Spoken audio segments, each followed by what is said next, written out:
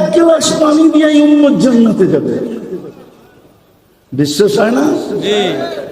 এক নেকি দিয়া যাবে। চলেন এটাও শোনায় দিই। এক নেকি হইলেই পাস, জান্নাত অবধারিত। আল্লাহ পরীক্ষামূলক বলবে, যা কিয়ামতের মাঠে দেখ তোকে এক নেকি কেউ দেয় কিনা। তো আপন জনের কাছে ছুটতে ছুটতে যাবে, সবার কাছ থেকে নৈরাশ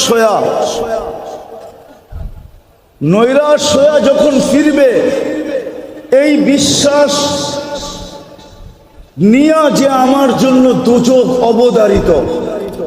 অপরিচিত একজন দূর থেকে ডাকবে, এদিকায়। কাছে যাওয়ার পরে বলবে, তোমার চেহারার এই দুরবস্থা কেন? আপন জনের কাছে বললাম, কোনো কাজ হইল না, তোমাকে তো চিনি না। বইলা তো দেখতে পারিস। তো রাগ হইয়া বলবে, একটা নেকি লাগবে, একটা নেকি। তারপর জান্নাত। তো জ্যাবের থেকে এক নেকি বাড়ি করবে আর বলবে, এক নেকির জন্য চেহারার এই অবস্থা, ল এক নেকি বাগেন থেকে। তো নেকি পাবে না যে আকাশের চাঁদ পাবে। খুশিতে আত্মহারা হয়ে দৌড়াবে, আল্লাহর সামনে যায় দাঁড়াবে। আর বাপ নিয়া বলবে, বাপ।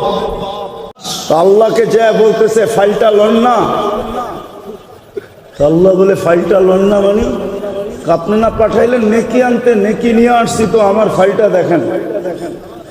আল্লাহ হাসবে আর বলবে, আল্লাহ তো জানে। বলবে, নেকি তোকে কে দিল? কিয়ামতের মাঠে মনে হয় আপনি একলাই, আর কেউ নাই। আল্লাহ হাসবে আর বলবে, যে নেকি দিছে ওরে ডাইকা নিয়ে আয়। তো যা বলবে, ভাই তোরে আল্লাহ ডাকে। এতক্ষণই তো ভালো ছিলাম, দূরে ছিলাম, নেকি দিয়া তো বিপদে পড়লাম, এখন তো সামনে যেয়ে দাঁড়াইতে হবে। তো যাবে, আল্লাহ জিজ্ঞাসা করবে, কিরে নেকি দিলি কেন এই মাঠে? তোর ভিতরে বাপ চলে আসবে, আমার আসি তো একটা, কি কামে লাগবো? আসি তো একটা।